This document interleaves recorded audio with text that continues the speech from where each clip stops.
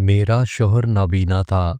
जब वो इस्त्री करने लगता तो मैं अपनी नौकरानी को उसके आगे लिटा कर खुद साइड पर बैठकर देखा करती।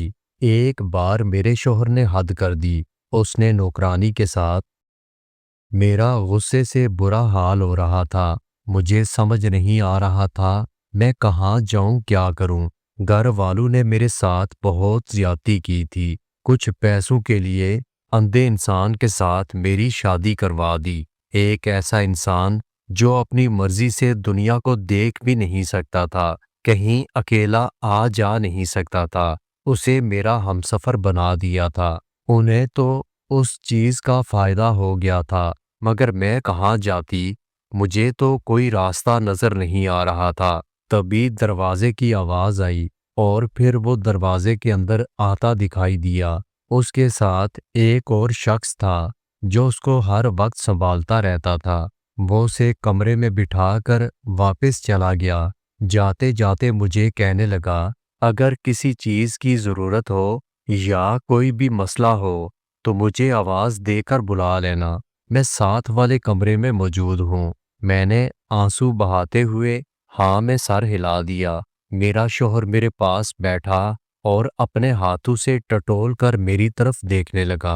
गुस्से की एक लहर मेरे पूरे वजूद में दौड़ गई थी। मैंने उसका हाथ पीछे झटक दिया। उसके चेहरे पर हैरत के तासुरात उभरे थे।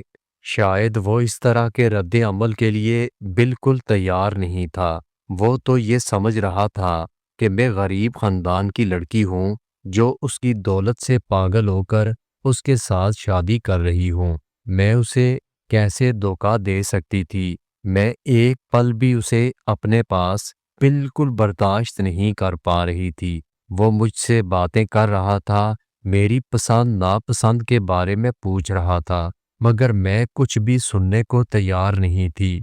मेरा ज़हन तो पहले ही ये सोच रहा था कि मैं उस इंसान से कैसे जान छुड़ाऊं। बार बार मेरी नज़रों के सामने यासर का चेहरा आ रहा था। तब मेरे जहन में एक आइडिया आया और मैं उसे जल्दी से कहने लगी कि मैं अभी कपड़े बदल कर आती हूँ। इतने हैवी कपड़ों की वजह से मैं बहुत थक गई हूँ। आप इतनी देर आराम कर लें। उसे बिस्तर पर लेटा कर मैं ड्रेसिंग रूम में कपड़े बदलकर कमरे से बाहर आई। अब मुझे समझ नहीं आ रहा था कि मैं उस मुलाजमा को कहाँ तलाश करूं जो इस घर में मुस्तकिल रहती थी और जिसने मुझे आते ही साथ ही अपनी मजबूरियों की लंबी लंबी दास्तान सुनाई थी। अब मैं सोच रही थी कि उसकी मजबूरी को क्यों ना अपने फायदे के लिए इस्तेमाल करूं। मैं बाहर निकल आई। सामने एक तरफ मुलाजमीन और सामने चौकीदार था। वो मुझे देखकर हैरान हुआ। कहने लगा, बेगम साहिबा आप इस वक्त बाहर क्या कर रही हैं? आपको कोई काम था? मैंने उसे कहा कि मुझे उस मुलाजमा नूरी से बात करनी है। वो कहाँ है? उसे मेरे पास लेकर आओ। चौकीदार नूरी को बुला कर लाया। वो शायद सो रही थी। हैरान नजरों से मुझे देखने लगी। कहने लगी, आपको कुछ चाहिए था? मैं उसका हाथ पकड़कर उसे दूसरे कमरे में लेकर आई और अपने हाथ में पहनी हुई एक कीमती सोने की अंगूठी उसके हाथ पर रख दी। वो अंगूठी जो मेरे शौहर ने मेरे लिए जेवरात के साथ भिजवाई थी, मुझे वो बहुत पसंद आई थी। मगर अब जो मैं करने जा रही थी उसके लिए मुझे अपनी पसंदीदा चीज़ों की कुर्बानी देना इतना मुश्किल नहीं लग रहा था। मैंने नूरी को कहा कि तुमसे मुझे काम है और अगर तुम मेरा वो काम कर दो तो मैं इससे भी ज्यादा तुम्हें पैसे दूंगी। तुमने कहा था कि तुम्हारी बेटी बीमार है, उसके इलाज के लिए तुम्हें पैसे चाहिए। नूरी हैरान नजरों से मुझे देखने लगी। मैंने उससे कहा कि मैं तुम्हारी बेटी का इलाज भी करवा दूंगी और तुम्हारी ज़रूरियात का भी ख्याल रखूंगी। बस तुम्हें मेरा एक काम करना होगा। जब मैंने उसे बात बताई तो वो हक्का बक्का रह गई। फिर वो कानों को हाथ लगाने लगी। कहने लगी, मेरे बंदे को अगर ये पता चला तो न जाने क्या होगा। बीबी जी आप ऐसा मत करें। मगर मैंने उसे बाजू से पकड़कर गुस्से से कह दिया, फिर मैं तुम पर चोरी का इल्ज़ाम लगाकर تمہیں گھر سے باہر نکلوا دوں گی۔ وہ حیران پریشان مجھے دیکھنے لگی۔ اس کے پاس کوئی چارہ نہیں تھا کہ وہ میری بات مان لے۔ تب وہ سر جھکا کر میرے ساتھ کمرے میں چلی آئی۔ میں اسے بستر پر اپنی جگہ لٹا کر خود کمرے سے باہر نکل آئی، اور تقریباً 1 گھنٹے کے بعد وہ کمرے سے بڑی شرمندگی کے انداز میں باہر نکلی۔ خوشی کی ایک لہر میرے پورے وجود میں دوڑنے لگی۔ میں نے اس کا شکریہ ادا کیا اور وہ جھکی نظروں کے ساتھ وہاں سے چلی گئی۔ وہ غریب تھی مگر بے غیرت نہیں تھی۔ مجبوری کی وجہ سے اسے یہ کام کرنا پڑا تھا۔ میں جب کمرے میں آئی تو میرا شوہر سو رہا تھا۔ میں بھی ایک جگہ پر لیٹ گئی اور میں سوچنے لگی کہ بر وقت میرے دماغ نے کام کر لیا، ورنہ اس انسان کو برداشت کرنا میرے لیے ممکن نہیں تھا۔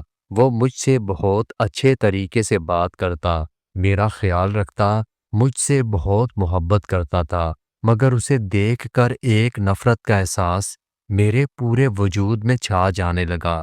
میرا تو دوبارہ اپنے ماں باپ سے بات کرنے کا دل نہیں کر رہا تھا۔ جو کچھ انہوں نے میرے ساتھ کیا تھا اس کے بعد میں واپس جانے پر تیار نہیں تھی۔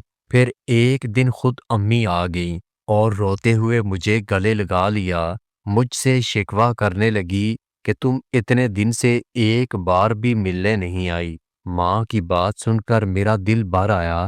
تبھی میرا شوہر کہنے لگا کہ تم ان کے ساتھ کچھ دن کے لیے چلی جاؤ۔ یوں میں امی کے ساتھ رہنے ان کے گھر آ چکی تھی، اور پھر ایک دن میری یاسر کے ساتھ ملاقات ہوئی تھی۔ اس کو دیکھ کر پرانی محبت جاگ گئی۔ اس نے بھی ایک شکوہ کن نظر مجھ پر ڈالی تھی، اور دوبارہ سے وہ اپنے کام میں مصروف ہو گیا۔ وہ اس وقت چھت پر پتنگ اڑا رہا تھا۔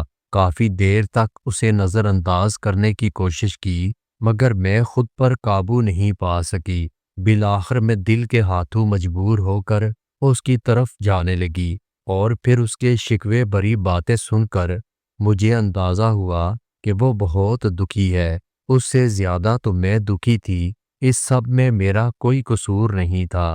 اس کے چہرے کی طرف دیکھتے ہوئے میرے ذہن میں وہ خیال آیا، اور میں سوچنے لگی کہ اس خیال کو تکمیل تک کیسے پہنچاؤں۔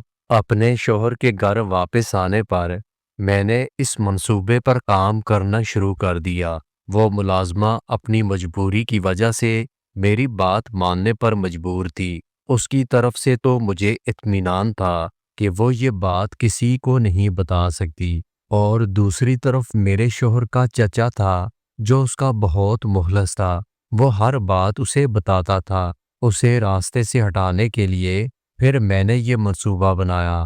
آدھی رات کو فون کر کے میں نے اسے اپنے کمرے میں بلایا تھا کہ میرے شوہر کی طبیعت خراب ہے۔ وہ فوراً کمرے میں آ چکا تھا۔ تب میں چیخنے لگی، شور مچانے لگی۔ میرا شوہر بھی جاگ کر اٹھ بیٹھا۔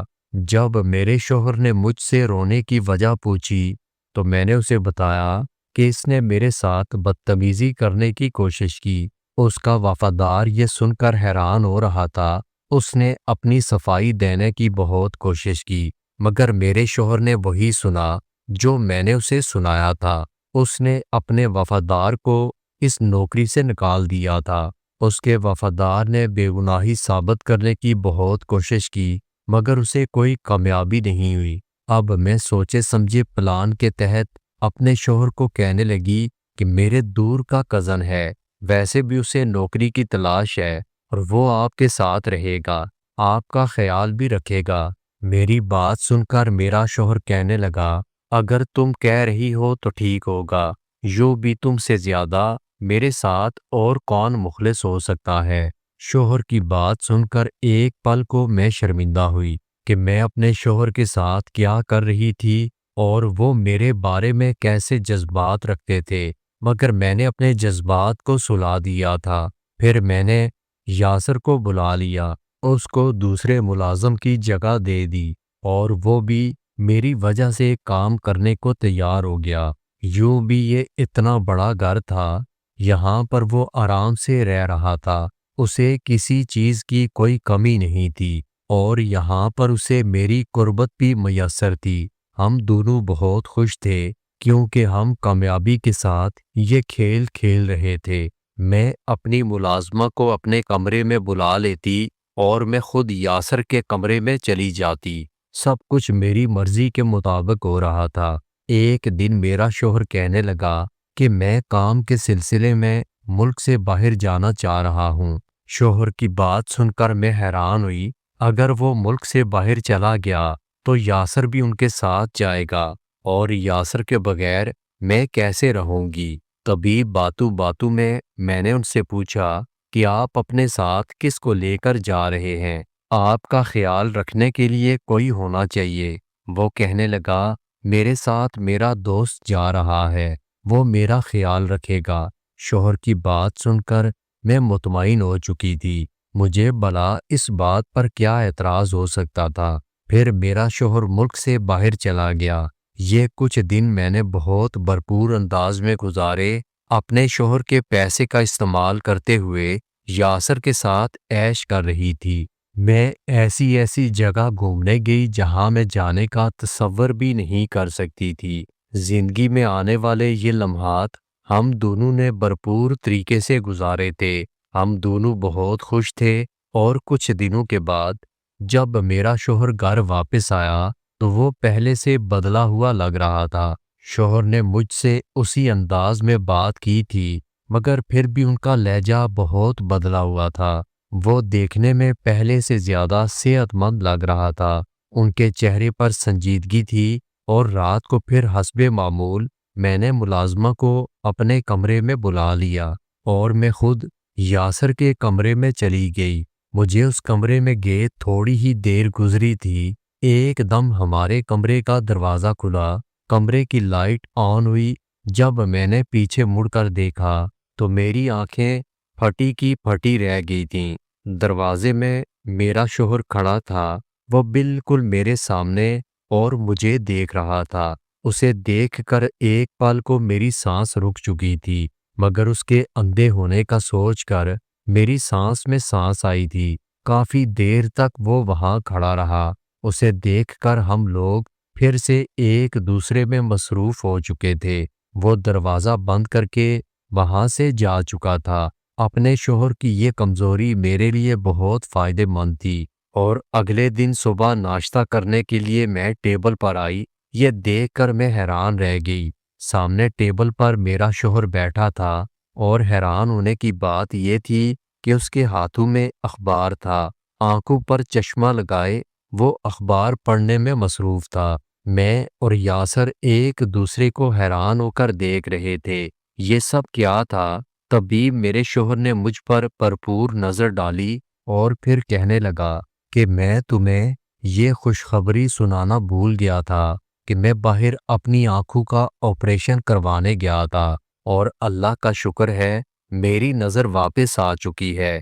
شوہر کی بات سن کر میرا اوپر کا سانس اوپر اور نیچے کا سانس نیچے رہ گیا تھا۔ اس کا مطلب تھا کہ رات کو جو کچھ بھی ہوا تھا میرے شوہر نے دیکھ لیا تھا۔ میرے چہرے کے تاثرات دیکھ کر وہ زخمی انداز میں مسکرا کر کہنے لگا میں نے تم پر اعتبار کیا، تم سے سچی محبت کی تھی۔ تم نے میرے ملازم پر الزام لگایا تھا تو میں تب بھی چونک پڑا تھا اور پھر آفس میں جانے کے بعد میں نے اپنے ملازم کو اپنے آفس میں بلایا تو وہ شرماتے ہوئے مجھے بتانے لگا کہ تم جھوٹ بول رہی ہو، تم اس پر الزام لگا رہی ہو۔ اس سارے کھیل میں نہ جانے تمہارا مقصد کیا تھا، تبھی میں تمہاری حقیقت جاننا چاہتا تھا۔ میں کسی کے منہ سے تمہارے بارے میں کچھ بھی سننا نہیں چاہتا تھا اور مجھے یہ بھی خبر تھی کہ وہ سچ کہہ رہا تھا۔ اور اب جب میں آپریشن کروا کر واپس آیا تو تم نے جب ملازمہ کو میرے کمرے میں بھیجا تو میں حیران رہ گیا۔ ملازمہ بھی مجھے اندھا سمجھ رہی تھی مگر جب میں نے اس سے بات کی اور اسے یہ سب کچھ پوچھا تو وہ پہلے ڈر گئی، پھر روتے ہوئے کہنے لگی میں مجبور تھی، میں نے جو کچھ بھی کیا مجبوری کی وجہ سے کیا۔ اس کی بات سن کر مجھے بہت غصہ آنے لگا۔ تب میں اپنا شک دور کرنے کے لیے اس کمرے میں آیا تھا تو مجھے اندازہ ہوا کہ تم یہ سب کچھ کیوں کر رہی تھی۔ میرے شوہر نے میرے ہاتھ میں ایک لفافہ دیا، کہنے لگا اس میں تمہارے طلاق کے کاغذات ہیں، میں نے تمہیں اپنے رشتے سے آزاد کر دیا ہے۔ میں نے بے چینی کے ساتھ اپنے شوہر کو دیکھا، اس نے تو مجھے معافی مانگنے کا موقع تک نہیں دیا تھا، بلکہ اس نے تو فیصلہ سنا دیا تھا۔ اس نے ایک فائل میرے حوالے کی، کہنے لگا یہ چھوٹا سا گھر میں نے تمہارے لیے خریدا تھا، کیونکہ یہ تمہارا تحفہ تھا، تمہارے لیے خریدا تھا، تو یہ بھی میں تمہارے ہاتھ میں دینا چاہوں گا۔ اب تمہاری مرضی، اس کا جو چاہو، جو دل کرے وہ کرو، اور مبارک ہو، تم آزاد ہو چکی ہو، تم اپنی مرضی سے اپنی زندگی گزار سکتی ہو۔ ہم دونوں دبے قدموں سے وہاں سے نکلے تھے۔ یہ بھی غنیمت تھا کہ اس نے میرے نام پر گھر کر دیا تھا، اور میرے بینک میں بھی اچھے خاصے پیسے موجود تھے۔ واپس آتے ہوئے میں اپنے کپڑے اور تمام زیورات اٹھا کر لے آئی تھی، جو کہ کافی ٹائم تک ہم دونوں کی ضروریات پوری کرنے کے لیے کافی تھے۔ ہم دونوں اس گھر میں آ کر رہنے لگے، اور پھر عدت مکمل ہوتے ہی میں نے یاسر پر زور دینا شروع کر دیا کہ میرے ساتھ نکاح کرو۔ اس نے مجھ سے شادی تو کر لی تھی، سارا دن وہ گھر پر موجود رہتا۔ اب میرے پاس پیسے اور زیورات ختم ہونے لگے تھے۔ اب میں چیخنے چلانے لگی تھی۔ صبح شام میں یاسر کو کہتی کہ کوئی کام دھندا کر لو، آخر کب تک ایسے ہی گھر میں پڑے رہو گے؟ جب بھی میں اس سے بات کرتی تو وہ مجھے پیار سے ٹال دیتا، مگر میری برداشت جواب دے گئی تھی۔ اب میں اسے غصے سے کہتی تو وہ مجھ پر ہاتھ اٹھانے لگا۔ میں جب بھی اسے کمانے کی بات کرتی تو وہ مجھ پر غصہ کرنے لگتا۔ اسے تو کام کرنے کی عادت نہیں تھی۔ اماں کی بات بالکل سچ تھی، وہ صرف آوارہ گردی کر سکتا تھا، اس کے علاوہ وہ اور کوئی کام نہیں کرتا تھا۔ مگر افسوس، میں انہی خوبیوں کی وجہ سے اس پر مرتی تھی، اور اپنا ہنستا بستا گھر اجاڑ بیٹھی تھی۔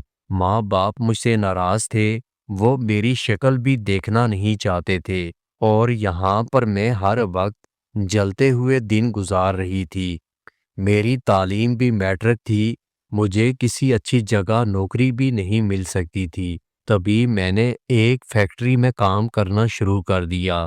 صبح سے لے کر میں فیکٹری میں شام تک کام کرتی، اور جب گھر واپس آتی تو میرا شوہر اپنے بستر پر لیٹا ہوا ٹی وی دیکھنے میں مصروف ہوتا۔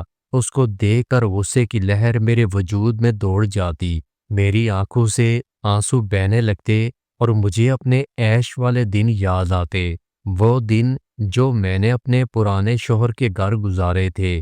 اب تو وہ دن جیسے میرے خواب بن چکے تھے۔ میں اپنے گناہوں کی وجہ سے یہ تکلیف اور ذلت بھری زندگی گزار رہی تھی۔ اماں کے گھر جاتی تو وہ بھی مجھے دیکھ کر اپنا منہ پھیر لیتی، روتے ہوئے چہرے کے ساتھ میں وہاں سے واپس آتی۔ اگر میں ماں کی بات مانتی اور تھوڑا سا صبر سے کام لیتی، اپنے شوہر کو عزت اور محبت دیتی، تو میرا گھر آباد رہتا۔ اماں نے جو بھی کہا تھا کہ آپریشن کے بعد وہ بالکل ٹھیک ہو جائے گا، مگر میں اس سے نفرت کر رہی تھی۔ آج اس کے ساتھ اس کے گھر میں عیش و آرام کی زندگی گزار رہی ہوتی۔ اب تو اس کی آنکھیں بھی واپس ٹھیک ہو چکی تھیں۔ اب مجھے یاسر کے ساتھ ہر حال میں گزارا کرنا تھا، کیونکہ میرا اپنا گھر تھا، اور یاسر کو پتا تھا کہ مجھ پر واپسی کے سارے دروازے بند ہو چکے ہیں، اور میں اسے چھوڑ کر کہیں بھی نہیں جا سکتی۔ دوستو، اگر آپ کو ویڈیو اچھی لگی ہو تو ویڈیو کو لائک اور میرے چینل کو سبسکرائب ضرور کیجیے گا۔ دوستو، اپنا بہت سارا خیال رکھیے گا۔ ملتے ہیں اگلی ویڈیو کے ساتھ۔